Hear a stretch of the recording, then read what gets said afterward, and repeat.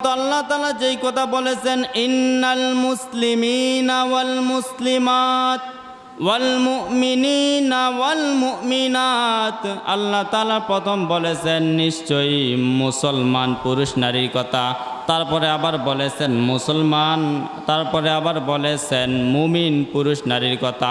প্রথম বলেছেন মুসলমান, তারপরে বলেছেন মুমিন, তার মানে দুইটার মধ্যে পার্থক্য আছে, ঠিক কি না? যেহেতু আল্লাহ তাআলা দুইবার বলেছেন, একবার বলেছেন মুসলমান, আবার বলেছেন মুমিন, বোঝা গেল সমস্ত মুসলমান মুমিন না, সমস্ত মুসলমান মুমিন না। মুসলমান তো পৃথিবীর মধ্যে হাজার হাজার লক্ষ লক্ষ কোটি কোটি, পুরা বিশ্বের মধ্যে কোটি কোটি নামধারী মুসলমান আছে, কিন্তু মুমিন খুঁজে পাওয়া বড় কষ্টকর। তো মুসলমান কাকে বলে তা আগে চিনতে হবে।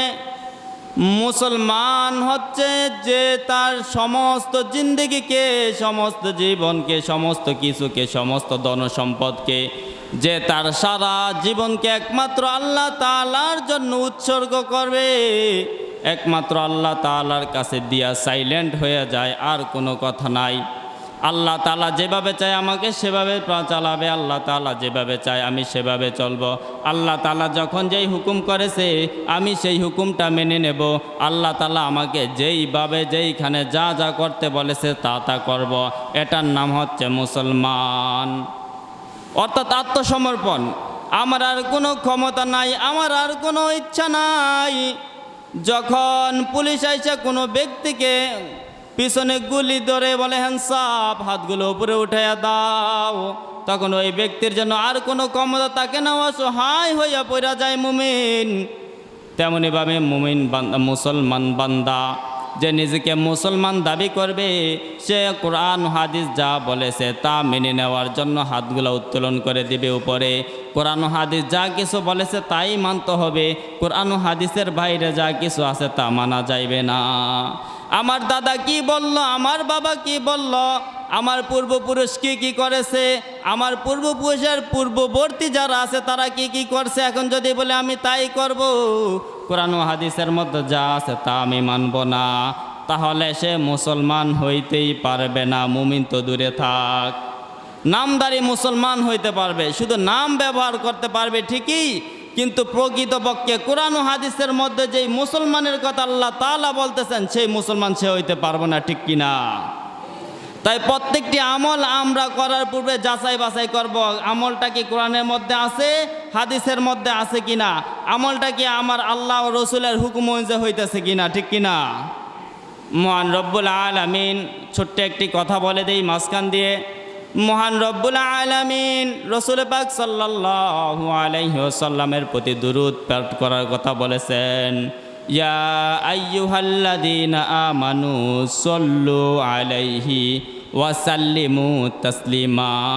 হে মুমিনরা, ইয়া আইয়ুহাল্লাযীনা আমানু, হে ঈমানদারগণ, সাল্লু আলাইহি, আমার রসুলের উপর কি করো, দুরূদ পাঠ করো, আলাইহি ওয়াসাল্লিমু তাসলিমা, এবং তার উপর কি করো, সালাম পাঠ করো করার মতো।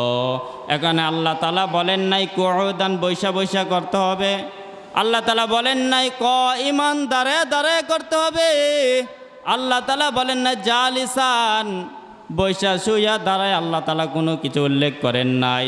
তাই এই ধরনের কাজ নিয়ে আমাদের মধ্যে যেন কোনো প্রকার মতবিরোধ না হয়। যদি কোনো ব্যক্তি দাঁড়ায় পড়তে চায়, সারা রাত ঘরের মধ্যে দাঁড়ায় দুরূদ পড়ুক, সমস্যা নাই, কেউ বাধা দেবে না। যদি কোনো ব্যক্তি বসে পড়তে চায়, সারা দিন সারা রাত 24 ঘন্টা বসে বসে দুরূদ পড়ুক, কেউই না করবে না। যদি কারো ভাল লাগে না, শুয়ে শুয়ে পড়তে চায়, তাহলে সে সারা রাত শুয়ে শুয়ে দুরূদ পাঠ করুক, কোনো মানা নাই। বরং সে যখন দুরূদটা পাঠ করবে, যা রহমতের ফেরেশতারা দৌড়াইয়া আসবে, এই দুরূদটা নিয়ে রাসূল পাক সাল্লাল্লাহু আলাইহি ওয়াসাল্লামের কাছে চলে যাইবে, বলবে ইয়া রাসূলুল্লাহ, ইয়া হাবিবাল্লাহ, আপনার অমুক উম্মতের ছেলে অমুক উম্মত এই দুরূদটা আপনার প্রতি পাঠ করেছে, কিন্তু যখন আমরা এই দুরূদ শরীফ নিয়ে সাধারণ একটি বিষয় নিয়ে, যা ফরজ না, যা ওয়াজিব না, সুন্নত না, নফলের মধ্যে অনেক কষ্ট করে জায়গা দেওয়া লাগে। যখন এই ছোটোখাটো বিষয়গুলো নিয়ে আমরা কি করি, মতবিরোধ করি, লাগালাগি করি, ফেরেশতারা যখন আমাদের দূরত নেওয়ার জন্য আসবে তারা এই মতবিরোধের মধ্যে পড়ে যায়। এই দূরতকে রসুলের কাছে পৌঁছামু কি না? আমরা করলাম ইবাদত, ফেরেশতারা হবে খুশি, তারা মতবিরোধের মধ্যে পড়ে যায়। করবে ইবাদত আল্লাহর খুশির জন্য, আমাদের মধ্যে মারপিট শুরু হয়ে যায়। আল্লাহ মাফ করুক। আমাদের ইবাদত যে কতটুকু আল্লাহ তাআলার নিকট কবুল হয় আল্লাহ তাআলাই ভালো জানেন। আল্লাহ তাআলা আমাদেরকে এই সমস্ত খারাপ কাজ থেকে হেফাজত করুন, বলুন আমিন। চলুন আমরা আমাদের পূর্বের কথায় চলে যাই। মহান রব্বুল আলামিন বলতেছেন, ইন্নাল মুসলিমিনা ওয়াল মুসলিমাত, মুমিন পুরুষ, ইন্নাল মুসলিমিনা ওয়াল মুসলিমাত, মুসলমান পুরুষ এবং মুসলমান নরনারী, মুসলমান নারী। দেখেন আল্লাহ তাআলা সাধারণত প্রত্যেকটা আয়াতের মধ্যে আল্লাহ তাআলা পুরুষদেরকে লক্ষ্য করে বলে থাকেন। আয়াতের শানে নজুল হচ্ছে একদা কয়েকজন মহিলা সাহাবা রসুল করিম সাল্লাল্লাহু আলাইহি ওয়াসাল্লামের দরবারে আসলেন। আয়েশা বললেন, ইয়া রাসূলুল্লাহ, ইয়া হাবিবাল্লাহ, ব্যাপারটা বুঝতে পারলাম না। যে আয়াতি নাজিল হয় লক্ষ্য করে দেখি আপনাদেরকে নিয়ে বলা হয়, আমরা মহিলারা কি দোষ করলাম, আমাদেরকে নিয়ে কোনো কিছু বলা হয় না।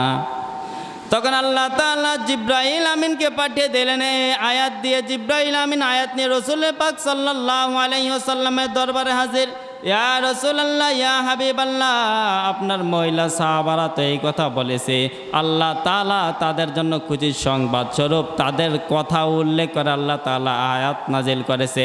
জিব্রাইল আমিন বললেন, ইন্নাল মুসলিমিনা ওয়াল মুসলিমাত, মুসলমান পুরুষ এবং মুসলমান নারী। তাহলে বুঝতে পারলাম আমরা মুসলমান কাকে বলে। সর্বপ্রথম আত্মসমর্পণ করতে হবে, কারো কোনো হুকুম মানা যাবে না, পৃথিবীর কোনো হুকুম চলবে না, একমাত্র একটা হুকুম চলবে, তা হচ্ছে আল কোরআন। একমাত্র একটা হুকুমই চলবে পৃথিবীতে, তা হচ্ছে আল কোরআন। কোরআনের মধ্যে যা আছে তা মেনে নেব, কোরআনের মধ্যে যা আছে তা মানতেই হবে। কোরআনের বাইরে যদি আমাকে কেউ কিচ্ছু করতে বলে যেটা কোরআনের সাংঘর্ষিক, হাদিসের সাংঘর্ষিক, ওই কাজে কখনো যাওয়া যাবে না। যদি আমরা কারো ধমকের কারণে, কারো ভয়ের কারণে যাই, বড় ভয় উপরে আছে, বড় ভয়কে আগে ভয় করতে হবে। যদি আমরা কোনো মানুষের ভয়ের কারণে কোনো কাজ করতে যাই, জেনে রাখো বাবারা, জেনে রাখো মুসলমান ভাইয়েরা, বন্ধুরা, মহান আল্লাহ তাআলা বলবে ওয়াল খাশিঈনা ওয়াল খাশিআত, কিছুক্ষণ পর আসবে যে তোমাদেরকে আমি ভয় করতে বলেছিলাম, আমাকে ভয় করতে বলেছিলাম, তোমরা আমাকে ভয় করো নাই, তোমরা ভয় করেছো দুনিয়ার মানুষকে। আমি আল্লাহ তোমাদেরকে কত সুন্দর করে বানাইছি, কত মহব্বত করে বানাইছি। এই মহব্বতের সম্মান রাখো নাই, এই মহব্বতের মর্যাদা রাখতে পারো নাই বান্দা। তো আমি আল্লাহর ফয়সালার বিরুদ্ধে যেহেতু তুমি গেছো, এখন তোমার মন যদিও জান্নাতে যাইতে চায়, কিন্তু আমি আল্লাহর ফয়সালাও ভিন্ন হইয়া গেল। যদি তোমার মন জান্নাতে যাইতে চায়, তোমার মন চাক, কিন্তু তুমি আমার কথার বাইরে গেছো, এই কারণে এখন তোমার ফয়সালা জাহান্নাম। বলুন নাউজুবিল্লাহ। তারপরে আয়াতের অপর অংশ আল্লাহ তাআলা বলতেছেন ওয়াল মুমিনিনা ওয়াল মুমিনাত, মুমিন পুরুষ এবং মুমিন নারীরা।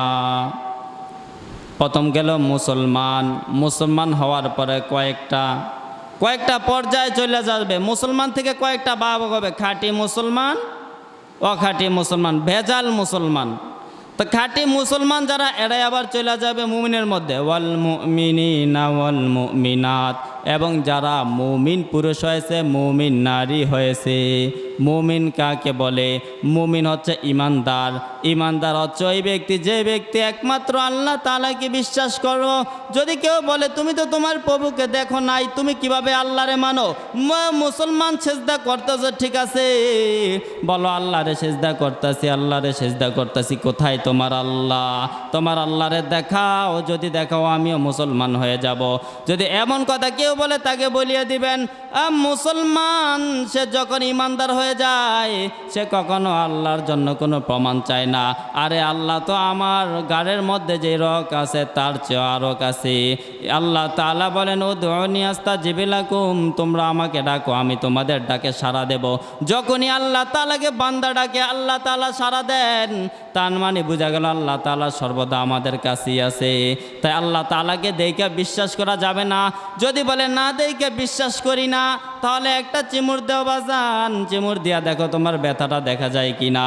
নিজের একটা আঘাত করো, আঘাত দিয়া দেখো ব্যথাটা দেখা যায় কিনা। যদি বলো ব্যথা পাইছে, আমি বলবো না ব্যথা পাও নাই, তাহলে ব্যথা দেখাও। যদি আল্লাহর প্রমাণের জন্য আল্লাহকে দেখা লাগে, তাহলে তোমার ব্যথার প্রমাণের জন্য ব্যথাকে দেখানো লাগবে।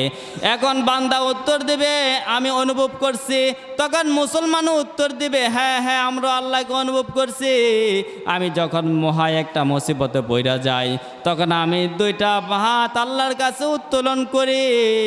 মুমিন বান্দা যখন মুসিবতে পড়ে, মুমিন বান্দা রাতের আধার খোঁজে, যখন গভীর রাত হয়ে যায়, মসজিদের এক কানের মধ্যে আইসা দুইটা হাত উত্তোলন করে দিয়া বলে আল্লাহ সারাদিন দৌড়াইছি গো মাবুদ, পৃথিবীর কোনো মানুষের কানে সমাধান পাই নাই রে আল্লাহ। ও গো আল্লাহ, এখন শেষ রাইতে আমি বুঝতে পারছি তোমার দরজা ছাড়া আর কোনো দরজা খোলা না। আমি তোমার দরজা খোলা পাইছি মাবুদ, তাই তোমার দরবারে হাত উঠাইছি মাওলা গো, ফিরাইয়া দিও না। যখন বান্দা এভাবে আল্লাহ তাআলার কাছে কান্দ্রণ করে, মহান আল্লাহ তাআলার রহমতের দরজাগুলো আর বন্ধ থাকতে পারে না, ফটফট করে খুলে যায়। আল্লাহ তাআলা বান্দার দোয়াকে, বান্দার চাওয়াকে আস্তাজিবিলাকুম নগদ কবুল করে ফেলে। তখন আল্লাহ বান্দা অনুভব করে হ্যাঁ আমার আল্লাহ আছে। তারা ভালো করে বুঝতে পারে যখন কঠিন বিপদের মধ্যে পড়ে যায়। দেখবেন অনেক সময় খুব ঝড় বৃষ্টি হয়, লঞ্চের মধ্যে বসলে লঞ্চ তাল মাতাল করতে থাকে। বান্দা মনে করে মাত্র লঞ্চ ডুবতেছে, আর কোনো পথ নাই। ওই সময় ডাক্তাররে ডাকে না, ডাক্তার তাড়াতাড়ি আসেন লঞ্চ ডুবতেছে, ডাকে ডাক্তাররে, ডাক্তাররে ডাকে না। বান্দা তখন আল্লাহকে ডাকে মাবুদ জীবনে যত পাপ করছি রে আল্লাহ, সমস্ত পাপ মাফ করে দাও। এ পর্যায়ে আমি বুঝতে পারছি তুমি ছাড়া আর কেউ নাই, তুমি একবার মাত্র আমার একটু বাঁচায় দাও, সারা জীবনে আর কোনো এবাদত ছাড়মু না। তখন বান্দা বুঝতে পারে যে হ্যাঁ আমার আল্লাহ একজন আছে। বিপদের মধ্যে আল্লাহকে চিনা যায়। তারপরে আল্লাহর প্রাকৃতিক যে বিষয়গুলো আছে, বস্তুগুলো আছে, গাছপালা তরুলেখা দেখে আল্লাহকে চিনা যায়। আল্লাহ তাআলা বলছে আমি আল্লাহকে নিয়ে গবেষণা কইরো না, তুমি আমার বান্দারা তোমরা আমার সৃষ্টিকে নিয়ে গবেষণা করো। যখন বান্দা দেখে কি সুন্দর ডাব গাছ, বিশাল লম্বা, ভিতরে কোনো পাইপ নাই, কত সুন্দর সুন্দর ডাব, ডাবের ভিতরে কত মিষ্টি মিষ্টি পানি কে ঢুকাইলো?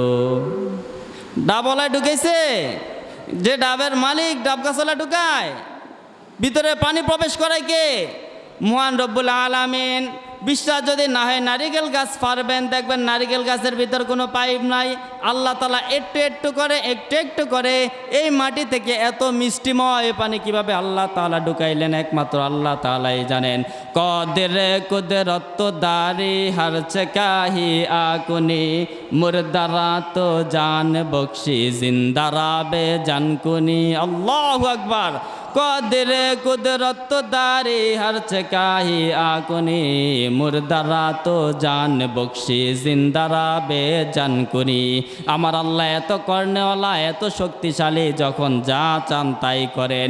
আমার আল্লাহ এত শক্তিশালী, তিনি ইচ্ছা করলে কোনো ব্যক্তিকে মৃত্যু দিতে পারেন। হঠাৎ স্ট্রোক করে মারা যায়, হঠাৎ অ্যাক্সিডেন্ট হয়ে মারা যায়। তার চকাহি আকুনি, জিন্দারা তো মুরদারা তো, জিন্দারা তো জিন্দগি দানি, মুরদারা তো মৌত দানি। আমার আল্লাহ তাআলা যখন ইচ্ছা করেন তখন আবার মৃত ব্যক্তিকেও জীবিত করতে পারেন কি না?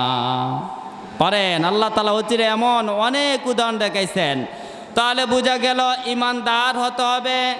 আল্লাহ তাআলা বলতেছেন ইন্নাল মুসলিমিনা ওয়াল মুসলিমাত ওয়াল মুমিনিনা ওয়াল মুমিনাত, এবং মুমিন পুরুষ এবং মুমিন নারী। মুমিনের ব্যাখ্যা গেল তার মানে যে আল্লাহ তাআলাকে না দেখা একমাত্র আল্লাহ তাআলার নিকট একনিষ্ঠ হইয়া বিশ্বাস করবে, সে হলো মুমিন।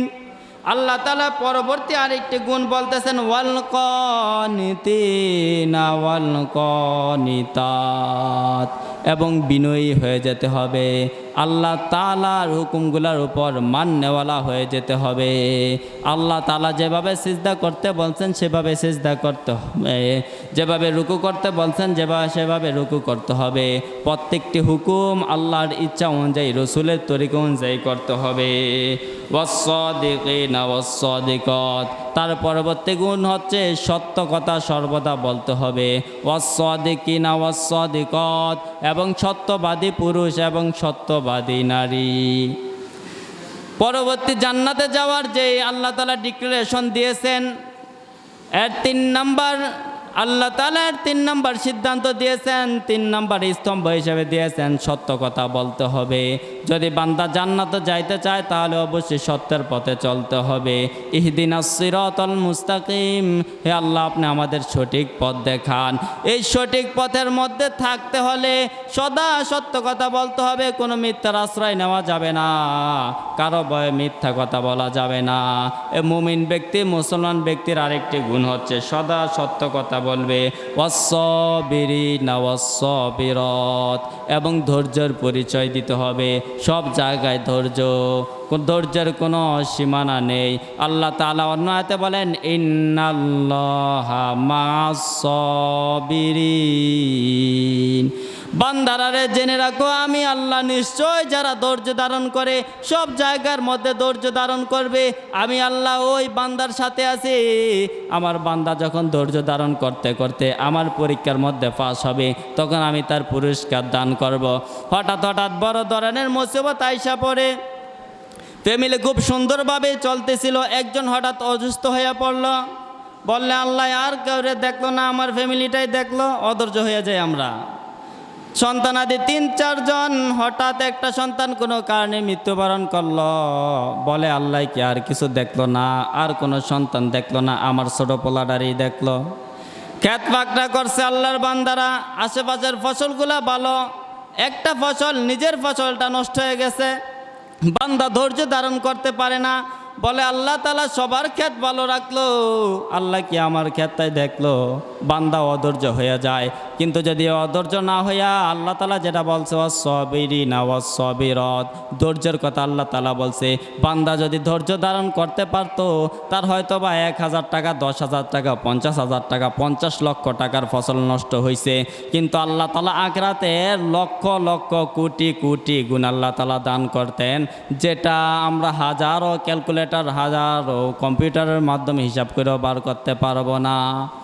কিন্তু যখন বান্দা আল্লাহর নাশুকরি করে ফেললো, একটুতে অধৈর্য হয়ে গেল, আল্লাহ তাআলা তাকে এই ছোট জিনিস নষ্ট করার মাধ্যমে যে উপহার আল্লাহ দিতে চাচ্ছিলেন, সেটার মধ্যে সেটার গোড়ায় ছুরি চালিয়ে দিল, ওই গাছটার গোড়া কাইটা দিল, তখন আল্লাহ তাআলা অধৈর্য বান্দার উপর আর করুণা করেন না। তখন আল্লাহ তাআলা তাকে যে নিয়ামত দেওয়ার কথা ছিল, ওই নিয়ামতগুলো ছিনায়া নেন। আল্লাহ তাআলা বলছেন, হে বান্দারা রে, তোমরা আমার নিয়ামতের শুকর আদায় করো, তাহলে আমি তোমাদের নিয়ামত বাড়িয়ে দেব। আর যদি তোমরা আমার নিয়ামত শুকরিয়া আদায় না করো, তোমরা যদি আমার বিরুদ্ধে বলো, তাহলে আমি তোমাদের নিয়ামত ছিনিয়ে নেব। আল্লাহ তাআলা সদা সর্বদা শুকরিয়া আদায় করার তৌফিক দান করুন, বলুন আমিন। আল্লাহ তাআলা আয়াতের পর অংশে বলতেছেন, ওয়াস-সাবিরিনা ওয়াস-সাবিরাত ওয়াল খাশিঈনা ওয়াল খাশিআত ওয়াল খাশিঈনা ওয়াল খাশিআত, এবং মুমিন ও মুসলমান বান্দার আরেকটি গুণ থাকবে, তারা সদা সর্বদা আল্লাহকে ভয় করবে। সব জায়গায় আল্লাহকে ভয় করবে, কেউ দেখুক বা না দেখুক, আল্লাহ তো আমাকে দেখতেছে।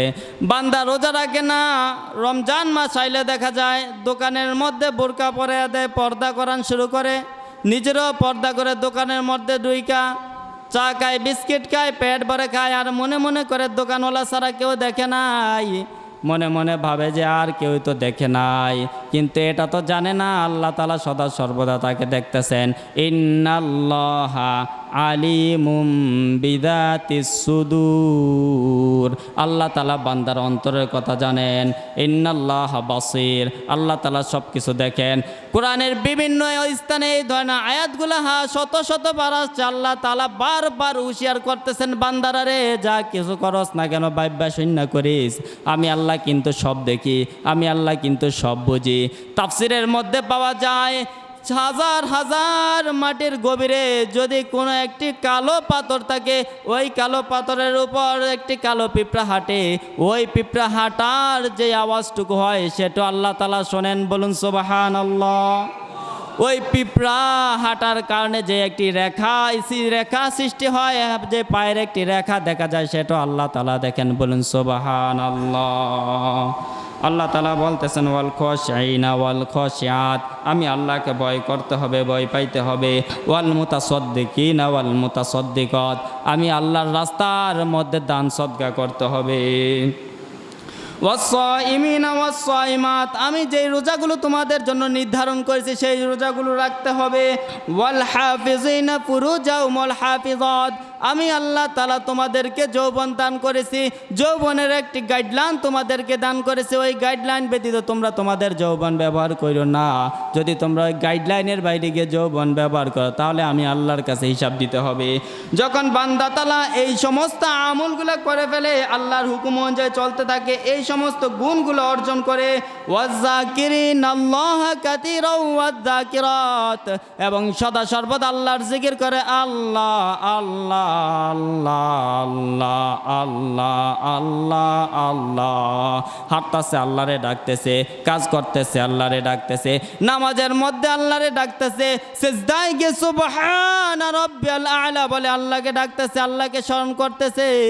যখন বান্দা এই সমস্ত আমলগুলা করবে তখন আল্লাহ তাআলা বলেন আ'আদাল্লাহু লাহুম মাগফিরাতাও ওয়া আজরান আযীমা, আমি আল্লাহ ওই বান্দাদের জন্য সর্বপ্রথম রেখেছি মাফ, ক্ষমা।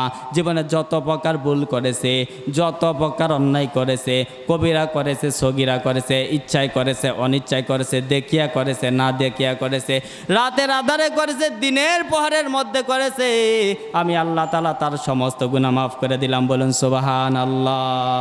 শুধু তাই নয়, আ'আদাল্লাহু লাহুম মাগফিরাতাও ওয়া আজরান আযীমা, শুধু মাফ করছে এমনটাই নয়, এবং তারে এত এত এত এত পুরস্কার দেব, এত এত পুরস্কার দেব যা সে কুল পাইবে না, গণনা করে শেষ করতে পারবে না, বলুন সুবহানাল্লাহ। আল্লাহ তাআলা আমাদেরকে এই সমস্ত কথাগুলোর উপর আমল করার তৌফিক দান করুক। সর্বপ্রথম আল্লাহ তাআলা আমাকে দান করুক, তারপর সকল মুমিন মুসলমানকে দান করুন, বলুন আমিন।